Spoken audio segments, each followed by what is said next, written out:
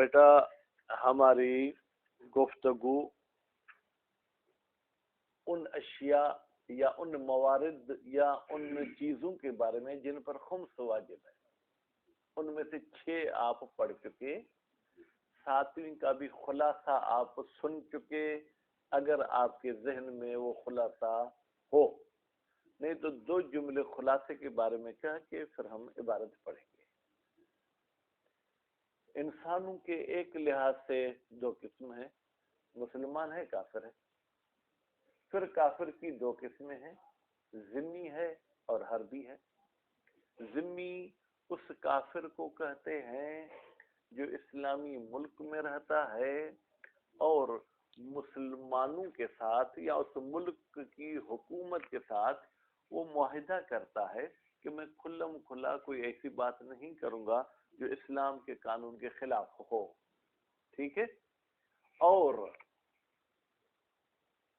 میں آپ کے قانون کا بظاہر خیال رکھوں گا، اور اگر اسلامی حکومت اور حکمران اس پہ کچھ ٹیکس بھی رکھتے ہیں کہ تم ہمارے علاقے میں رہتے ہو کچھ بھتہ دو، اب بھتے کا لفظ کہوں گا تو یہاں کی عوام کو بھی مشکل لگے گا، لیکن بہرحال یہ لفظ کو چھوڑ دو بھائی، ٹیکس کا لفظ لگتا دو، ٹھیک ہے، تو وہ بھی میں ادا کروں گا۔ اب اس کافر کے پاس پیسے بڑھ گئے، اس نے زمینیں خریدنا شروع کر دی، ٹھیک ہے، اس مسلمان سے زمین خریدی، اس سے خریدی، خریدنے دو، خرید لی۔ اب جناب حکومت کی جو ہے کیا ہے پرچی اس کے پاس آ گئی کہ بھائی تو نے زمین خریدی ہے مسلمان سے، تم اس کا خمس ادا کرو، ٹھیک۔ تو اب یہ شخص سلطان شاہ صاحب خمس ادا کرنے کا پابند ہے، حتیٰ کہ اگر اس معاملے کو توڑ دے، زمین واپس کر دے اور پیسے اپنے لے لے، پھر بھی کہیں گے بھائی کچھ دیر کے لیے تو تم اس کے مالک بنے تھے نا، تم اس کا خمس دے دو، ٹھیک ہے۔ اس معاملے توڑنے کو اسلام میں اقالہ کہتے ہیں۔ اقالہ یعنی کسی چیز کو کھولنا، کوئی گرہ لگی ہوئی ہو اس کو کھولیں گے تو کہیں گے اقالہ، یعنی اس نے گرہ کھول دی۔ تو کیوں کہتے ہیں اقالہ میں بھی خمس دینا ہوگا؟ کہتے ہیں اقالہ کے بارے میں 2 نظریں ہیں۔ ایک یہ ہے کہ جب سے توڑ رہا ہے اس وقت سے یہ معاملہ ٹوٹے گا، اس وقت تک وہ معاملہ تھا۔ خوب، اس نے جمعے کے دن زمین خریدی تھی، ہفتے کے دن 12 بجے وہ معاملہ توڑ رہا ہے، یعنی جمعے سے لے کے ہفتے کے 12 بجے تک تو یہ مالک تھا، لہذا اس کو خمس دینا ہوگا۔ بعض کہتے ہیں کہ اقالہ کا مطلب یہ ہے کہ جس وقت سے معاملہ ہوا تھا اسی وقت سے ٹوٹا، یعنی یہ چیز اس کی ملکیت میں اسی وقت سے ہی نہیں آئی تھی۔ تو بہرحال دونوں صورت میں کہتے ہیں خمس سے دینا ہوگا۔ ابھی انشاءاللہ زندگی رہی تو ہم کتاب جہاد پڑھیں گے، ٹھیک۔ آپ مولوی، اب فرض کریں کہ میں آپ کا مخالف ہوں، آپ مولوی کہتے ہو کہ دین اسلام کیوں پھیلا ہے؟ محبت کی وجہ سے، یہی کہتے ہو نا، ٹیلی ویژن پہ بھی یہی کہتے ہو، ریڈیو پہ بھی یہی کہتے ہو، میڈیا میں بھی یہی کہتے ہو، لیکن میرے ناقص مطالعہ اور لمہ کی کتاب جہاد کو جب آپ پڑھیں گے تو آپ دیکھیں گے اسلام ڈنڈے کے ذریعے پھیلا ہے۔ ایسی باتیں کرنے سے پھر پتہ نہیں کیا کیا کیس بھی لگ سکتے ہیں، کیونکہ اسلام یہ کہتا ہے کہ جہاد کی 2 صورتیں ہیں، ایک ہے جہاد ابتدائی، دوسرا ہے جہاد دفاعی۔ جہاد ابتدائی کا مطلب یہ ہے کہ مسلمان یعنی نبی یا امام کافروں کو خط لکھے گا، اسلم، اسلام قبول کر یا جنگ کے لیے آمادہ ہو جاؤ۔ یہ زبردستی نہیں ہے تو سائیں سلطان شاہ کیا ہے، ٹھیک۔ پھر جنگ کے لیے اگر وہ تیار ہو گئے، انہوں نے کہا ہم اسلام قبول نہیں کرتے، آپ نے جا کے جنگ کی، تو اب جنگ آپ کرو، ان کی لیڈیز آپ کے پاس آ جائے تو وہ آپ کی کنیز ہے، بغیر نے کہا کہ آپ کے لیے حلال ہوگی، ان کا مال آپ نے اٹھا لیا تو آپ کا غنیمت ہے، آپس میں تقسیم کر کے لے جاؤ۔ ان میں سے اگر کسی کو آپ نے اسیر کر لیا تو اس کو اپنا نوکر بنا لو، اسے بیچنا چاہو بیچ دو، اس سے پیسے لے کے اسے چھوڑنا چاہو چھوڑ دو، ٹھیک ہے، اسے احسان کی صورت میں چھوڑنا چاہو تو چھوڑ دو، ٹھیک۔ پھر اگر وہ کہتے ہیں کہ بھائی میں کافر ہی رہوں گا، آپ جو مجھ پہ شرائط عائد کرتے ہیں وہ شرائط مجھے بتا دو. تو آپ کہتے ہو کہ بھائی ٹیکس دینی ہوگی، وہ کہتا ہے ٹھیک ہے میں ٹیکس دوں گا. تو اسلام کہتا ہے جب ٹیکس اس سے لو تو اسے ذلیل کر کے لو. ذلت کا لفظ ہے، ذلیل کر کے اسے ٹیکس لو. ذلیل کرنے کے اس کتاب میں لوما میں دو طریقے بنے. ایک طریقہ یہ ہے کہ ٹیکس والے دن تک اسے معین کر کے وہ رقم نہیں بتاؤ کہ میں تم سے کتنے لوں گا. تو یہ بھی ایک ذلت ہے نا، یعنی ٹینشن رہے گا، پتہ نہیں 1000 روپیہ ٹیکس لے گا، 5000 لے گا، 10,000 لے گا، 20,000 لے گا. ایک اور ہے کہتے کہ اس ذلت کا طریقہ یہ ہے کہ اس کے قمیص کے بٹن کھلواؤ، ٹھیک، ایک بازو اس کے جو ہے کیا آستین سے باہر نکلواؤ. یعنی ایک بازو پہ قمیص پہنی ہوئی ہے، ایک بازو اس سے باہر ہے. پھر اسے کہو کہ تم جھکو، یہاں سے یہ چیز بھر کے بوریوں میں ڈالو.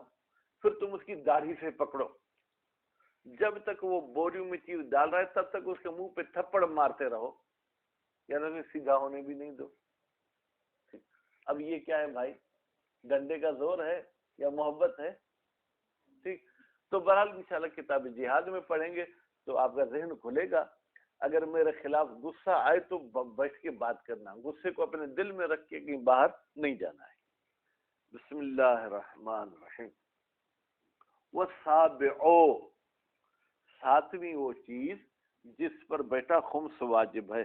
ارض ذمی، ارض مضاف ہے مشاہد صاحب، ذمی کیا ہے مضاف الیہ. ذمی کی زمین، المنتقلۃ الی الذمی، وہ زمین جو منتقل ہوئی ہے ذمی کی طرف، من مسلمن، کس کی طرف سے؟ مسلمان کی طرف سے. منتقل ہونے کے کل آپ طریقے پڑھ گئے. خریداری کے ذریعے منتقل ہوئی ہو، تحفے کے ذریعے منتقل ہوئی ہو. بھائی کیا پینسل نہیں مل رہی؟ تو مطلب کھڑے ہو کے دیکھیں نا کہاں ہے یا نہیں ہے. سواء، سواء بے معنی برابر ہے، مساوی ہے. انتقلت الارض الى الذمی بشراء، وہ زمین منتقل ہوئی ہو ذمی کی طرف خریداری کے ذریعے، ام غیر شراء، یہ خریداری کے علاوہ کسی اور طریقے سے جو ہے اس کی طرف منتقل ہوئی ہو.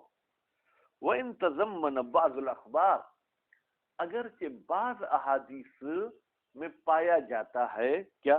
لفظ شراء، خریداری کا لفظ، یعنی خریداری کے ذریعے اس کی طرف آیا ہو. ٹھیک بھائی، پھر آپ ہاتھ جوڑ کے شہید اول کو کہے جب حدیث میں خریداری کا لفظ ہے تو آپ نے کیسے مطلق کہہ دیا خریداری یا غیر خریداری؟ بھائی جب معصوم کے فرمان میں خریداری کا لفظ ہے تو یہ حکم بھی خریداری والی صورت میں ہونا چاہیے، دوسرے میں نہیں ہونا چاہیے. وَسَوَاءٌ،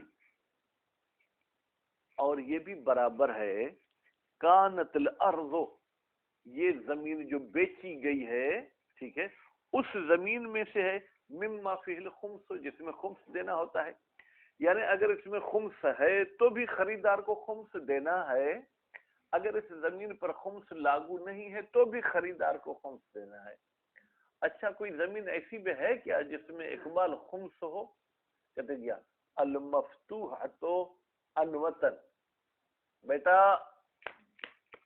المفتوحۃ کس چیز کا سیگا ہے؟ اس میں مفعول کا. اس کا ترجمہ یہ ہے وہ زمین جو فتح کی گئی ہے، انوطن یعنی غلبے اور زبردستی کے عنوان سے. مسلمانوں اور کافروں کی جب جنگ ہوئی تو مسلمانوں نے زبردستی اس زمین پہ قبضہ کر لیا. ٹھیک، تو ایسی زمین جس کو مسلمانوں نے زبردستی قبضہ کر لیا ہو، اس زمین کا نام ہے المفتوحۃ انوطن، یعنی وہ زمین جس کو فتح کیا گیا ہے زور بازو پر. اب اس زمین کا حکم یہ ہے کہ اس پر خمس دینا ہوگا. ٹھیک ہے، اور اس زمین میں تمام مسلمان برابر کے حقدار ہیں.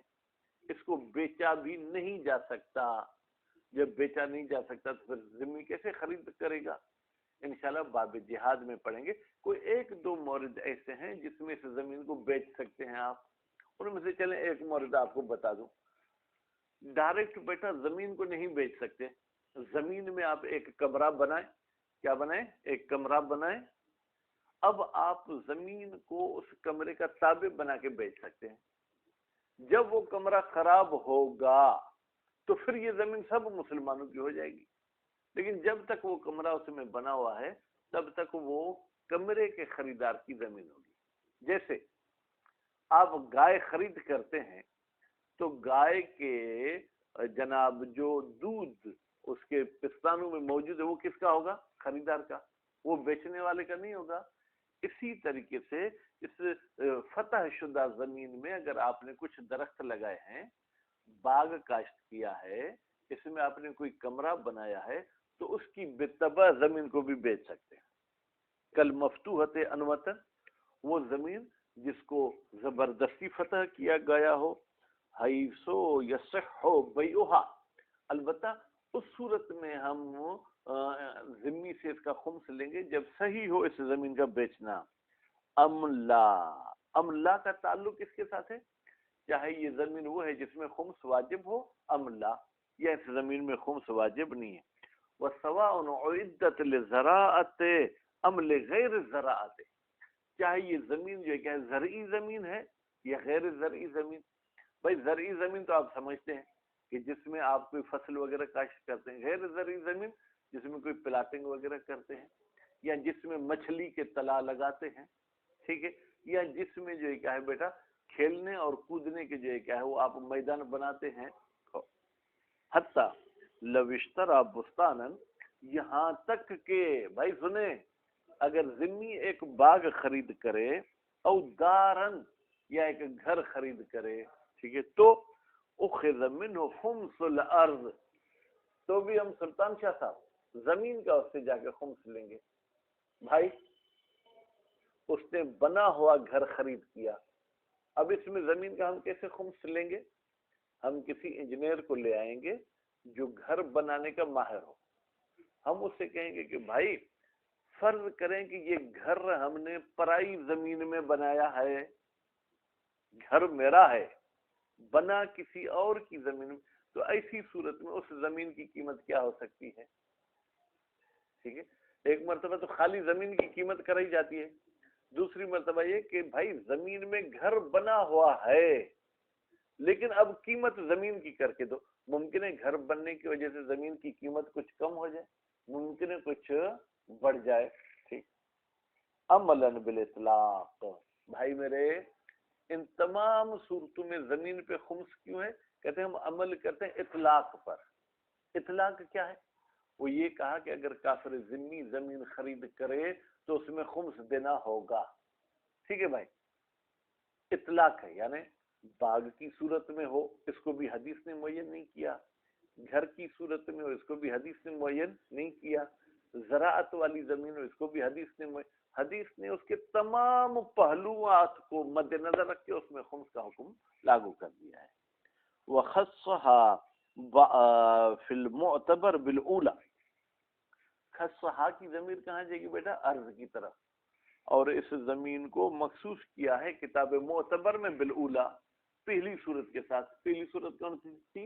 زراعت والی، یعنی زراعت والی زمین ہوگی تو اس میں خمس دینا ہوگا. وَأَلَا مَخْتَرْنَا ہو، اور وہ فتویٰ کہ جس کو ہم نے انتخاب کیا کہ ہر زمین پر خمس ہے، چاہے زرعی ہو چاہے غیر زرعی. فَطَرِيقُ مَعْرِفَةِ الْخُمْسِ، پھر خمس کے پہچاننے کا طریقہ کیا ہے؟ ان تقوم، اس زمین کی قیمت کی جائے مشغولتاً بما فیہا، جب وہ زمین مصروف ہے بما، ان چیزوں کے ساتھ جو اس زمین میں پائے جاتے ہیں.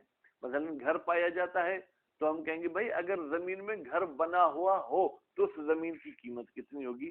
البتہ بے اجرت للمالک، البتہ اس گھر کی ہم اجرت دیتے رہیں گے مالک کو. آپ کی زمین میں میں نے گھر بنایا تو لازمی آپ کو زمین کی تو میں اجرت دوں گا. وَيَتَخَيَّرُ الْحَاكِمُ، ہاں جی، کافر ذمی کہتے ہیں بھائی میرے سے پیسے لے لو، میرے سے زمین نہیں لو. کیا اتنا اس بیچارے کو اختیار ہے؟ کہتے نہیں بھائی، اختیار ہمارے جج صاحب کا چلے گا. جج صاحب کی مرضی کہ اصل زمین سے 5واں حصہ لے یا اس کی قیمت کا 5واں حصہ لے. کافر ذمی کی بات نہیں چلے گی. وہ الگ بات ہے کہ ہمارے ملک میں کافروں کی بات زیادہ چلتی ہے، مومنوں اور مسلمانوں کی بات کم چلتی ہے۔ وَيَتَخَيَّرُ الْحَاكِمُ، حاکم صاحب کو اختیار ہے کون سی صورت میں؟ بیٹا جب زمین خالی ہو، جب اس میں اس کا گھر بنا ہوا ہے، بیوی بچے بیٹھے، پھر تو اس کو قیمت پہ ہی اکتفا کرنا ہوگا۔ بین اخذ خمس العین، عین کا مطلب کیا ہے؟ خود اس چیز، خود اس زمین کا پانچواں حصہ لے لے۔ والارتفاع، ارتفاع بمعنی قیمت، یا اس زمین کی قیمت کا پانچواں حصہ لے لے۔ بیٹا ارتفاع تو آپ کہیں سلطان شاہ، ارتفاع تو مطلب ہے بلند ہونا، قیمت تو اس کی مطلب نہیں ہے۔ ہم کہیں گے کہ اگر زمین کی قیمت لے گا تو وہ کبھی نیچے ہوتی ہے کبھی اوپر ہوتی جاتی ہے۔ جو آپ نے زمین 1 فٹ خرید کیا تھا 100 میں، آج 1000 کا ہو گیا۔ پھر اگر حکمران ہمارے اچھے ہوں تو کل 1200 کا ہوگا، 1400 کا ہوگا۔ ہے تو یہ قیمت، لیکن چونکہ یہ اوپر چڑھتی جاتی ہے اس لیے قیمت کی جگہ پہ انہوں نے ارتفاع کا لفظ کہہ دیا۔ ولا حول ہونا، بھائی جس چیز پہ خمس دینا تھا اس پہ تو سال کا گزرنا بھی ضروری تھا۔ کہتے کم از کم کافر ذمہ والی زمین میں سال کی ضرورت نہیں ہے، ابھی خریدی ابھی جاؤ بھائی خمس ادا کرو۔ ولا نصاب، اور زمین کا کوئی نصاب بھی نہیں ہے کہ اگر اتنے پیسوں کی ہے تو خمس دو، اس سے کم ہے تو نہیں دو۔ ولا نیت، خمس میں نیت کی بھی مشاہد ضرورت تھی، اب یہ تو کافر ہے، اس میں کوئی نیت کی بھی ضرورت نہیں ہے۔ وَيُحْتَمَلْ وُجُوبُ نِيَّتِ عَنِ الْآخِرِ، اور احتمال ہے کہ نیت کرے گا کون؟ آخر لینے والا، یعنی خمس تو حاکم شرع لے رہا ہے نا، وہ کہے گا کہ میں کافر سے خمس لے رہا ہوں واجب قربتاً اللہ، لا انل، کافر کی طرف سے نیت نہیں کرے گا بلکہ خود اپنی طرف سے نیت کرے گا۔ وَعَلَيْهِ الْمُصَنِّفُ فِي الدُّرُوسِ، علیہ کی ضمیر بیٹا کہاں جائے گی کہ آخر نیت کرے گا۔ علیہ کی اگر لفظ ہے تو وجوبها عن الآخر، ٹھیک ہے، اسی نظرے پہ مصنف ہیں، کہاں پر بیٹا؟ کتاب درست میں۔ والاول فی البیان، والاول کا مطلب کیا ہے؟ وہ لا نیت والی بات جو کہی کہ نیت واجب نہیں ہے، یہ مصنف صاحب نے بات کہی ہے کہاں پر؟ کتاب بیان میں۔ ولا یسکت ببیع ذمی لہا، یسکتو کو بیٹا فاعل چاہیے، فاعل کون ہے؟ ہوا کی ضمیر کہاں پلٹے گی؟ خمس کی طرف، یعنی خمس ساکت نہیں ہوگا اگر کافر ذمی یہ زمین بیچ دے قبل الاخراج، خمس نکالنے سے پہلے۔ وَإِنْ كَانَ لِمُسْلِمٍ، پھر کانا میں بیٹا ضمیر ہے رضا باس جو جاری ہے بے کی طرف، اگر کہ مسلمان کو ہی بیچے پھر بھی کہیں گے بھائی خمس ادا کرو۔ ولا بإقالة المسلم له في البيع الأول، اور اسی طریقے سے خمس ساکت نہیں ہوگا اگر مسلمان توڑتا ہے، ٹھیک ہے، یہ معاملہ اس ذمی کے ساتھ پہلی بیع کا، یعنی پہلی بیع اگر سلطان شاہ نے اس کے ساتھ کی، پھر اس نے کوئی دوسری تیسری بیع بھی کی ہو یا نہ کی ہو، سلطان شاہ آ کے کہے کہ بھائی میں نے سوچا ہے کہ میں زمین آپ کو نہ بیچوں، ٹھیک ہے، کوئی مسئلہ نہیں ہے، سلطان شاہ صاحب اپنی زمین بھی لے گا اور پیسے اس کو دے گا، پھر بھی کافر کے کان سے پکڑ کے بولو گے خمس دو۔ بھائی کس چیز کا خمس دوں؟ زمین تو اپنا مالک لے گا، بھائی لے گیا کچھ دیر کے لیے تو تم مالک بنے تھے نا۔ احتمال سکوت ہونا، ہاں احتمال ہے کہ خمس ساکت ہو جائے ہونا اس اکالے والی صورت میں۔ بنا ان الاکالۃ فسخ، ہم یہ بنا رکھتے ہیں کہ اکالہ کوئی نیا معاملہ نہیں ہے کہ ہم یوں کہیں کہ پہلے اس نے سلطان شاہ سے زمین خریدی تھی پھر اکالہ کے ذریعے اس نے سلطان شاہ کو بیچی، نہیں، بلکہ ہم کہیں گے یہ فسخ ہے، یعنی وہی معاملہ جو ہوا تھا اسی معاملہ کو ہم نے ختم کیا ہے، کوئی دوسرا معاملہ نہیں۔ لیکن لما کان من حین ہی، لیکن اگر ہم اس کو فسخ بھی مانے تو فسخ کب ہوگا؟ من حین الاکالۃ، ابھی جب توڑ رہے ہیں اس وقت سے فسخ ہے، اس وقت تک تو معاملہ تھا، ٹھیک ہے۔ ضعف سکوتو، تو پھر یہ خمس کا ساکت ہونا ضعیف ہے۔ اکالہ کو آپ نیا عقد مانے تو بھی اس کو دینا ہوگا خمس، اکالہ کو فسخ مانے تو بھی اس کو دینا ہوگا خمس. وَهَذِهِ الْأَرْضُ لَمْ يَذْكُرْهَا كَثِيرٌ مِنَ الْأَصْحَابِ. بھائی یہ تو ہم نے زمین کو بیان کیا ہے کہ 7ویں چیز زمین ہے جس میں خمس واجب ہے، اس کو اکثر علماء نے ذکر نہیں کیا ہے. جیسے ابن ابی عقیل ہیں، ابن جنید ہیں، مفید ہیں، سلار ہیں، تقی ہیں، والمتاخرون اجمع، اور متاخرین ٹوٹل کے ٹوٹل. لیکن متقدمین میں سے وہ شیخ من المتقدمین، شیخ توسی بزرگ علماء میں سے علی وجوب الخمس فیہا، وہ قائل ہیں کہ خمس واجب ہے فیہا، مشاہد اس ارض میں. ورواہ ابو عبیدۃ الحذاء، اور اسی وجوب خمس کی روایت نقل کی ہے. بھائی سکندر، نیند نہیں آنی چاہیے، میرے بیان میں اگر نیند والا عنصر ہے تو تھوڑا ڈانٹو، ٹھیک ہے. ابو عبیدہ حذاء نے موثق عن الباقر علیہ السلام، روایت موثق. بیٹا یہ روایت کے اقسام ہیں، میرے خیال میں آگا فرمان کے پاس آپ پڑھے ہوں گے. صحیح، ٹھیک ہے، اور حسن، ٹھیک ہے، موثق، ضعیف، مجہول راوی، مرسلہ. تو موثق یعنی اس کے راوی سب شیعہ نہیں ہیں، غیر شیعہ بھی ہیں، لیکن وہ قابل اعتماد اور قابل بھروسہ ہے. وَأَوْجَبَهُ، ہو کی ضمیر کہاں جائے گی؟ خمس کی طرف. اور خمس کو واجب کیا ہے کس نے؟ ابو صلاح صاحب نے، ٹھیک ہے، فی المیراث. اکثر علماء کا نظریہ یہ ہے کہ جو چیز تحفے میں ملتی ہے اس میں خمس واجب نہیں ہے، جو چیز میراث میں ملتی ہے اس میں خمس واجب نہیں ہے. اب گویا کہ زمین کے بحث سے ہم باہر نکل آئے اور پھر ہم چلے اصل خمس کی طرف. ٹھیک ہے، ابو صلاح صاحب فرماتے ہیں کہ میراث میں بھی اگر آپ کو کچھ ملے تو اس میں خمس واجب ہے. اور صدقت ہے، اگر آپ کو کوئی صدقہ ملتا ہے تو اس میں بھی خمس واجب ہے. والہبت ہے، اگر آپ کو کوئی تحفہ ملتا ہے تو بھی اس میں خمس واجب ہے. کیوں؟ دلیل مشاہد صاحب، کیونکہ اب جس بھی چیز میں خمس ہوگا اس کو ان 7 میں سے کسی ایک کا بیٹا بنانا پڑے گا. ٹھیک ہے نا، یا معدن کا حصہ ہو، یا کنز کا حصہ ہو، یا کمانے کا حصہ ہو. فرماتے ہیں یہ میراث، یہ صدقہ اور یہ تحفہ ایک قسم کا کمانا ہے. بھائی کمانا تو نہیں ہے، کیوں نہیں؟ اگر صدقے کو آپ قبول نہیں کرتے تو آپ کی ملکیت میں آتا؟ تو یہ قبول کرنا بھی ایک کام ہے جس کی وجہ سے یہ پیسہ آیا. تحفے کو بھی اگر آپ قبول نہیں کرتے تو کیا آپ کی ملکیت میں آتا؟ بس آپ کا قبول کرنا گویا کہ یہ ایک قسم کا کام ہے. محتجن، در حالی کے ابو صلاح نے احتجاج بمعنی استدلال کیا ہے بأنہ نوع اکتساب. بیٹا انہو کی ضمیر علی البدل پلٹا ہے کس کی طرف؟ بأن المیراث، بأن صدقت، بأن الہبت، یہ ایک قسم کا کمانا ہے. وہ فائدہ، اور یہ ایک قسم کا کیا ہے بیٹا؟ فائدہ ہے.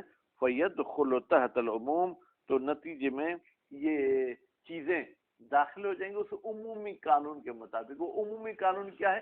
نیچے آیت دی ہے، وہ ذرا آپ جو ہے کیا وہ پڑھیں. وہ آیت میں یہ ہے وَأَعْلَمُوا أَنَّمَا غَنِمْتُم مِّنَ شَيْءٍ، بتحقیق جو تمہیں آمدنی ہوتی ہے کسی چیز کی. یہاں غنیمتم مال جنگ نہیں، بلکہ غنیمتم بے معنی آمدنی، کسی بھی ذریعے سے آپ کو آمدنی ہوتی ہے. فَأَنَّ لِلَّهِ خُمُسَهُ، پھر بتحقیق کہ اس میں خمس دینا ہوگا خدا کے لیے، خدا کے رسول کے لیے، اور پھر آگے کے مورد ہیں. وَأَنْكَرَهُ ابن ادریس والعلامۃ، بھائی انکرہو یعنی ان 3 چیزوں میں خمس کے واجب ہونے کا انکار کیا ہے. کس نے؟ علامہ حلی نے، اور جو ہے جناب ابن ادریس نے. کیوں؟ للأصل، اصل کی وجہ سے. بیٹا یہ اصل انشاءاللہ آج آپ الموجز میں پڑھیں گے. اصل سے مراد کیا ہے؟ اصل براءت. اصل سے مراد کیا ہے؟ اصل براءت کیا ہوتی ہے؟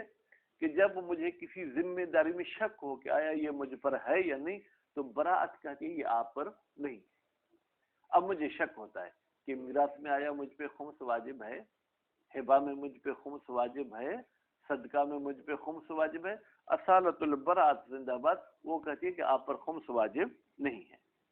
وہ شکو فی سبب، اچھا کوئی شخص کہے نہیں بھائی خمس تو ہے، ہمیں تو پک ہے نا کہ اس میں خمس ہے، یقین ہے، کہتے نہیں بھائی وہ شک کو پھر سبب، ہمیں شک ہے سبب خمس میں کہ آیا ان چیزوں میں کوئی سبب خمس، وعلیکم السلام بابا، آیا ان چیزوں میں کوئی جو ہے کیا سبب خمس ہے یا نہیں۔ والاول حسن، ہم شہید اول سے پوچھتے ہیں کہ آپ ابن ادریس والے نظریے کے قائل ہیں یا آپ ابو صلاح والے نظریے کے قائل ہیں؟ فرماتے ہیں والاول حسن، ابو صلاح والا نظریہ جو کیا ہے اچھا ہے۔ بھائی احتیاط اسی میں ہے، اگر آپ خمس نہیں دیں گے تو پوری زندگی آپ پچھتاتے رہیں گے، ٹینشن میں رہیں گے، پتہ نہیں ان چیزوں میں خمس تھا خمس نہیں تھا۔ لظہور کونہا غنیمتن بالمعنی الاعم، بھائی میرے لظہور اس لیے کہ یہ بات واضح ہے اور کلیئر ظاہر ہے، کس میں؟ کونہا، کونہا کی ضمیر تینوں کی طرف پلتا ہے، یہ میراث، یہ ہبہ، یہ صدقہ، یہ بیٹا غنیمت ہے، لیکن بالمعنی العموم، عام معنی کے لحاظ سے۔ وہ عام معنی کیا ہے؟ آمدنی۔ اس کی خاص معنی کیا ہے؟ جنگ والا مال۔ کہتے ہیں جنگ والا مال کے لحاظ سے یہ غنیمت نہیں ہے، عام معنی کے لحاظ سے یہ غنیمت ہے۔ فَتَلْحَقُ بِالْمَقَاصِبِ، تو نتیجے میں یہ تینوں چیزیں، تلحقوں میں ہی کی ضمیر مستتر جو پلٹ رہی ہے ان تینوں چیزوں کی طرف، یہ تینوں چیزیں مل جائیں گی مقاصد کے ساتھ۔ اذ یعتبر، اس لیے کہ معتبر ہے، بیٹا کیا معتبر ہے؟ فرماتے ہیں کہ جناب اذ لا یشتر، میں شاید آگے پیچھے ہو گیا، ہاں، اذ لا یشترط فیہا حصولہ اختیارا، اس لیے کہ شرط نہیں ہے فیہا مقاصب میں، فیہا کی ضمیر بیٹا کہاں جائے گی؟ مقاصب، مقاصب جمع ہے تو جمع کی طرف واحد مؤنث کی ضمیر پلٹ سکتی ہے۔ حصولہ، اس مال کا حاصل ہونا، اختیار نہیں، بغیر اختیار کے بھی اگر ایک چیز آپ کے پاس آ جائے تو بھی وہ آپ کی آمدنی ہے۔ میراث بیٹا آپ کے اختیار سے تو آپ کی ملکیت میں نہیں آتی نا، باپ کا مرنا آپ کے اختیار میں نہیں ہے، پھر باپ کے مرنے کے بعد اسلام کا قانون ہے کہ بیٹے کو اتنا ملے، بیٹی کو اتنا ملے، تو وہ مال بھی آپ کے ہاتھ میں آنا جو ہے کیا ہے آپ کے اختیار میں نہیں ہے۔ فَيَكُونُ الْمِيرَاثُ مِنَ الْمُكْتَسَبِ، یا من الاکتساب، آپ کی مرضی ہے اکتساب کی طرف، تو پھر نتیجے میں یہ میراث بھی کیا ہوگی بیٹا؟ کمائی ہوگی، کیونکہ کمانے کے لیے اختیار کا ہونا ضروری نہیں، بغیر اختیار کے بھی اگر آپ کو مال مل جاتا ہے، کوئی آ کے بندوق رکھ کے آپ کو کہے یہ 10,000 میری طرف سے قبول کرو، آپ نے قبول کیے، ٹھیک ہے، تو آپ نے اختیار کے ساتھ تو یہ 10,000 نہیں کمائے نا، بندوق کے زور پھر بھی آپ کو خمس دینا ہوگا۔ وَأَمَّا الْعُقُودُ الْمُتَوَقِّفَةُ عَلَى الْقَبُولِ، چلیں کچھ ایسے عقد ہوتے ہیں جن میں قبولیت شرط ہوتی ہے، اس کے بعد وہ پیسہ آپ کو مل سکتا ہے، کہتے ہیں اما العقود المتوقفۃ علی القبول، وہ عقود جو متوقف ہیں کس پر؟ قبول پر۔ فاظہر، پھر تو یہ بات ظاہر تر ہے کہ وہ کمانے میں شامل ہو جائیں گے، کیونکہ قبول کرنا تو ایک عمل ہے نا۔ اچھا وہ کون سے عقود ہیں جن میں قبولیت شرط ہے؟ میں آپ کو کہتا ہوں کہ یہ میری مزدوری کرو، ٹھیک ہے، تو بیٹا یہ مزدوری کرنے کے لیے جب تک ایجاب اور قبول نہیں ہوگا تو ہمارے بیچ میں یہ مزدوری کا عقد واقع نہیں ہو سکتا۔ کہتے ہیں میراث تو ایسی چیز تھی جس میں قبولیت شرط نہیں تھی، پھر بھی وہ غنیمت میں داخل ہے، لیکن وہ عقد جس میں آپ کا قبول کرنا شرط ہے وہ تو بطریق اولا بالکل کلیئر واضح تر ہے کہ وہ کمانے میں شامل ہے۔ لأن قبول ہا کی ضمیر بیٹھا جائے گی عقود کی طرف، یعنی ان عقود کو قبول کرنا نوع من الاکتساب، ایک قسم کا کمانا ہے۔ بھائی کچھ لوگ کیا ہے کمانے کے لیے پسینہ نہیں بہاتے، اپنی زبان استعمال کرتے ہیں، زبان کے ذریعے وہ کماتے ہیں۔ یہاں بیٹھے ہوئے آپ نے کہا کہ بھائی 5 من چینی چاہیے، اچھا بھائی 5 من چینی، 2 منٹ ہولڈ کرو، ٹھیک ہے، پھر میں نے دوسرا فون اٹھایا، بھائی سکندر صاحب آپ کے پاس چینی ہے؟ جی صحیح ہے، 5 من بھائی بھیج دو رضا عباس کے پاس، صحیح بھیج رہا ہوں۔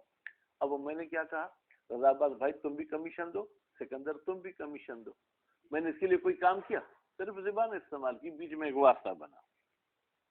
ومن ثم یجب القبول حیث یجب الاکتساب، احسنتم، خدا کرے کہ آپ صحیح سمجھے. ہم نے کہا کہ قبول کرنا بھی ایک قسم کا کمانا ہے.